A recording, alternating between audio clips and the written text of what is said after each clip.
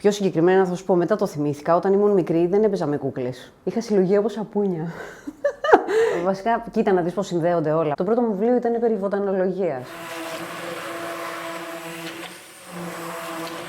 Είμαι η Σαμπαχάτα Μιλέρ. Είμαστε στο Μαρούσι Διονύσου 3, στο χώρο που είναι το κατάστημά μου και το εργαστήρι μου στο υπόγειο που δημιουργώ. Το πρώτο μου σαπούνι το έφτιαξα το 2013, τον Απρίλη, μετά από ένα πολύ δυνατό χειρουργείο που είχα. Πήγα να χαιρετήσω, η αλήθεια είναι, αλλά ξέρεις, είναι μερικές φορές που πρέπει να συμβεί κάτι πάρα πολύ συνταρακτικό στη ζωή σου για να σου έρθει η δημιουργική λάμψη μάλλον στο κεφάλι. Μετά το χειρουργείο λοιπόν έψαχνα συνταγές για διατροφή για να αποτοξινωθώ από όλα τα φάρμακα που είχα πάρει. Είχα μια εξωμήτρια κοίηση συγκεκριμένα, αιματοκρίτη 7, δεν έβλεπα, δεν άκουγα. Το μπλεντεράκι είναι καυστικό. Εδώ έχει γίνει η διάλυση της καυστικής σόδας με το νερό.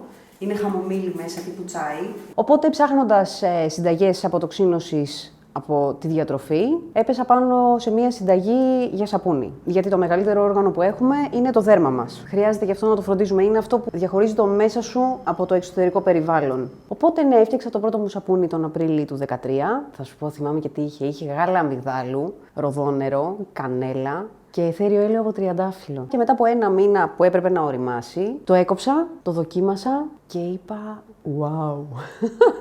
Είχε αυτή την αίσθηση της φρεσκάδας, της καθαριότητας. Δεν σου τράβαγε το δέρμα, ένιωθες καθαρή, φυσικά καθαρή. Έδωσα στους φίλους μου και εντυπωσιάστηκαν και εκείνοι. Και μου είπαν «Εντάξει, θέλω άλλα 5, θέλω άλλα 2, θέλω κι εγώ, θέλει η μαμά μου, θέλει η αδερφή μου». Οπότε ξεκίνησα να φτιάχνω κι άλλες ποσότητες και εκεί ξεκίνησα να κοιτάω κι άλλες πρώτες ύλες, γιατί υπάρχουν 5.500 βότανα παγκοσμίως, άργυλοι, αιθέρια έλαια, οπότε δεν υπάρχει ταβάνι. Φτιάχνεις συνέχεια, μπορείς να κάνεις διάφορους συνδυασμούς. Αυτό είναι καυστικό, εντάξει, δεν πρέπει να πέσει πάνω σου, καίγεσαι.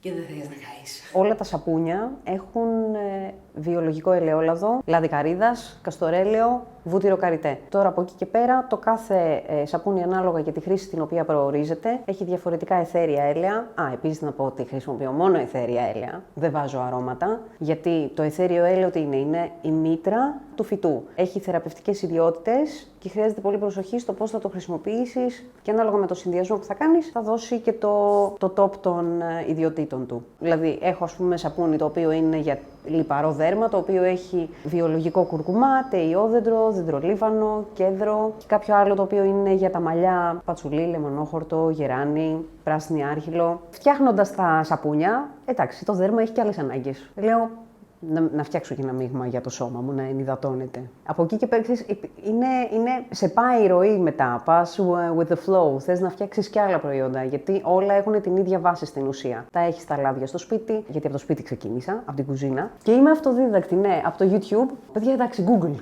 Google έχει απαντήσεις για τα πάντα. Και μετά ήρθε η κρέμα μαλλιών. Είναι ένα τόσο ταρτάκι, δεν είναι σε πλαστικό μπουκάλι. Είναι εξαιρετικά ενυδατικό και θρεπτικό για τα μαλλιά και δεν το πιστεύει κανείς ότι διαρκεί 60 πλύσεις και κάνει τόσο εκπληκτική δουλειά στα μαλλιά. Περιμένεις να πέσει στους 30 βαθμούς Κελσίου τουλάχιστον και πρέπει να είναι και στην ίδια θερμοκρασία και τα έλαια.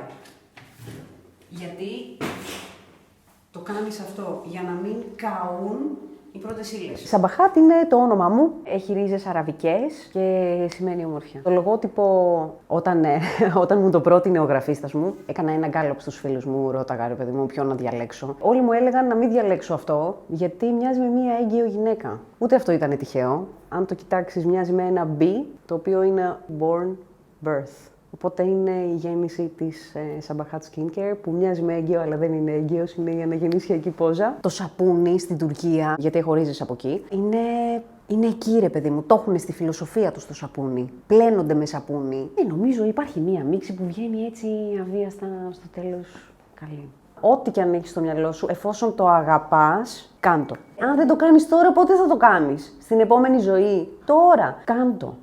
Χτες. Θέλω πάρα πολύ να πάω έξω γιατί στο εξωτερικό υπάρχει ήδη αυτή η φιλοσοφία. Διαβάζουν τις ετικέτες, ξέρουν να διαβάζουν τις ετικέτες, όχι απλά τις διαβάζουν και εκτιμούν πάρα πολύ το 100% φυσικό, το vegan, sustainable life, το υποστηρίζουν πάρα πολύ, το zero waste και αντιλαμβάνονται την αξία και την ποιότητα του προϊόντος που έχουν στα χέρια τους. Έχω έρωτα με τα κεριά. Είναι κεριά σόγιας. Δεν έχουν καθόλου παραφίνη. Ακόμα και το φυτίλι είναι κυρωμένο με σόγια, είναι οικολογικό. Δηλαδή οι πρώτες ύλες και τα αιθέρια έλαια έχουν κάποιες θρεπτικές αξίες. Έχουν άλατα, έχουν βιταμίνες, έχουν ιδιότητες οι οποίες είναι πολύ πολύ χρηστικές.